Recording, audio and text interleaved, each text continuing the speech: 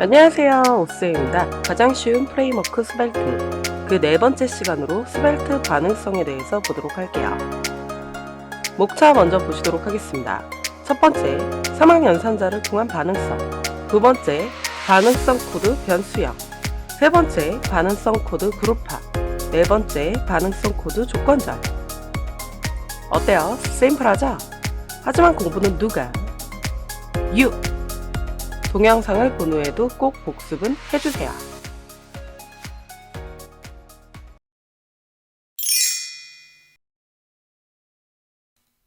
사막 연산자는 연산이 되는 피연산자가 3개라는 의미지만 실제로는 조건문입니다.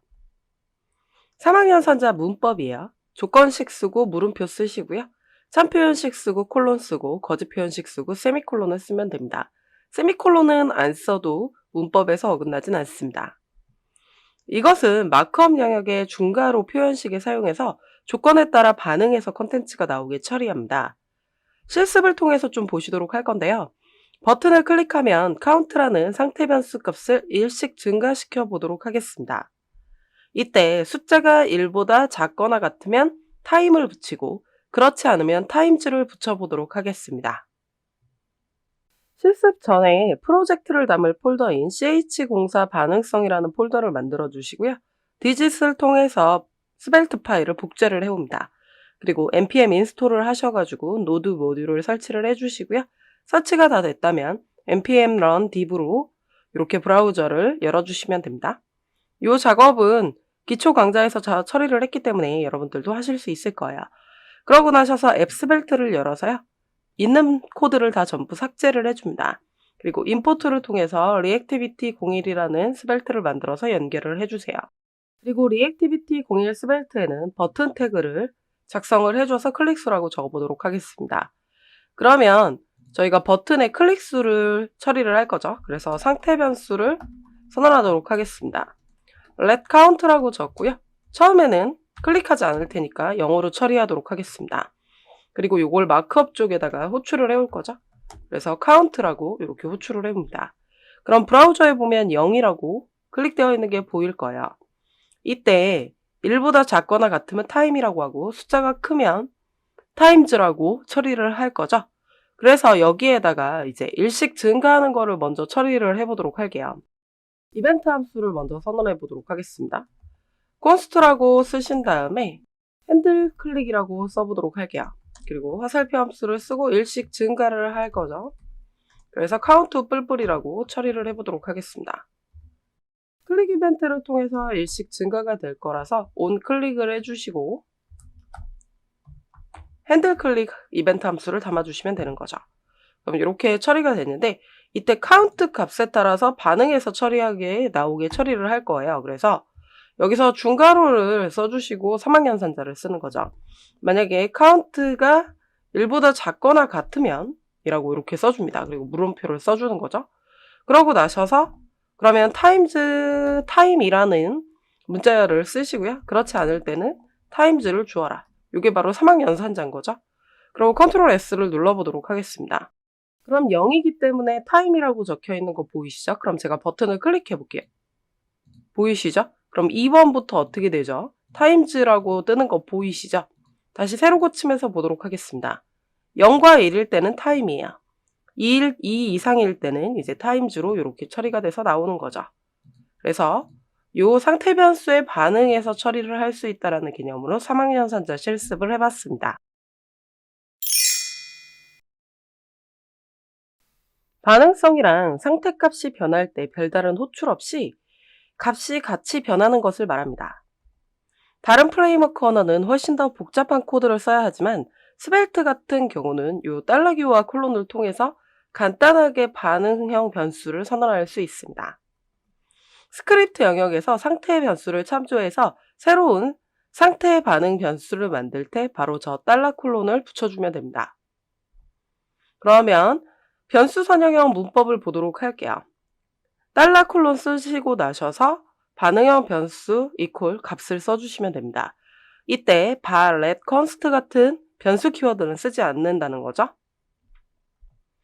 버튼을 클릭하면 1씩 증가할 때는 그 상태 값에 2배 값과 제곱값까지 반환해 보는 예제를 해보도록 하겠습니다. 는 리액티비티 02 스벨트라는 걸 만들어 주시고요. 앱에다가 이렇게 리액티비티 02 스벨트를 연결을 해주십니다. 그러고 나셔서 상태 변수는 똑같이 카운트로 처리를 했고요. 클릭할 때마다 일씩 증가하게 처리하는 건 똑같습니다. 그리고 나셔서 버튼에는 이제 클릭 수만 반환을 받아볼 거고요. 밑에다가는 2배를 구하는 공식을 좀 써봤고요. 그 다음에 그 아래에다가는 제곱을 구하는 걸 써봤습니다. 그래서 카운트에다가 곱하기 2를 하면 2배가 되고 카운트 곱하기 카운트 하면 제곱이 나오는 거죠. 근데 결과값은 아직 처리를 안 했습니다. 이때 반응형 변수 선언을 해보도록 하겠습니다. 그래서 반응성 변수를 선언할 때는 달러기호 쓰고 콜론을 이렇게 써주시고요. 그 다음에 이름을 써주시면 됩니다. 더블이라고 써보도록 할게요. 그래서 얘는 카운트 곱하기 2가 되는 거죠. 이때 let, bar, const 같은 변수 키워드는 쓰지 않습니다. 그 다음에 2배는 square라고 선언을 해보도록 하겠습니다. 카운트 곱하기 카운트가 되겠죠? 그러고 나셔서 마크업 쪽에다가 이제 2배 구하는 데다가 중괄호 쓰셔서 요 더블드를 가져오시고 그 다음에 스퀘어를 그럼 컨트롤 S 눌러서 확인해 볼까요? 그럼 당연히 처음엔 다 0이 나오겠죠? 제가 클릭해 보겠습니다. 보이시죠? 그러면 상태 변수 값이 변할 때 알아서 반응해서 처리가 나온다고 해서 반응성 변수다라고 이제 해주실 수 있습니다. 그럼 반응성 코드인 요 $콜론과 코드 블록을 통해서 그룹화를 할 수도 있습니다. 요 코드 블록인 블록으로 감싼 부분도 상태값이 변경되면 자동으로 변경이 됩니다. 문법 먼저 보시도록 할게요. 이번에는 $기호 쓰시고 콜론 쓰고 이름은 없습니다. 그냥 바로 코드 블록을 써주시면 되고요. 그 내부에다가 그룹화할 코드를 작성을 해주시면 됩니다. 그럼 이전에 실습했던 거에서 그룹화 코드를 추가하도록 할게요. 콘솔 창에 2배 값과 제곱값을 반환해 보도록 하겠습니다. 그럼 방금 했던 리액티비티 02 스벨트를 컨트롤 시프트 S 눌러서 다른 이름으로 그대로 저장을 할 거예요. 그래서 리액티비티 03 스벨트로 이름을 바꿔주십니다. 그러면 앱 스벨트에서도 당연히 바꿔야 되겠죠? 그래서 이름 하나를 더블 클릭하신 다음에 컨트롤 시프트 L 누르시고요. 키보드 방향키 오른쪽 키 누르시고 지운 다음에 3번으로 변경을 하시면 한 번에 바뀐다고 말씀을 드렸습니다. 그러고 나셔서 리액티비티 03 스벨트에 가도록 할게요. 이때 반응성 그룹화를 처리를 해볼 거거든요. 그래서 $기호 쓰시고 콜론을 쓰신 다음에 코드 블록을 씁니다. 이 값들을 2배 값과 제곱값을 콘솔 창에다가 띄워볼게요. 그래서 콘솔 로그라고 써주시고요. 여기다가 2배 값이라고 쓰도록 하겠습니다. 그리고 더블드를 처리를 해주시면 되는 거죠. 그리고 컨트롤 시프트 알트 눌러서 제곱값도 처리를 할 겁니다. 그래서 스퀘어로 처리를 해주시면 됩니다. 이런 식으로 코드를 적었다고 볼게요. 그럼 같이 처리가 되는지 보시도록 할 거고 브라우저에서 마우스 오른쪽 검사를 눌러주시면 콘솔 창이 뜨겠죠. 요소 말고 콘솔로 작업을 해주시고요. 그러면 버튼을 클릭해 보도록 하겠습니다. 그러면 보이시죠? 콘솔도 계속 추가적으로 처리가 되고 브라우저 화면에서도 숫자가 잘 처리가 됩니다. 이런 식으로 잘 처리가 되는 거 확인이 되시죠?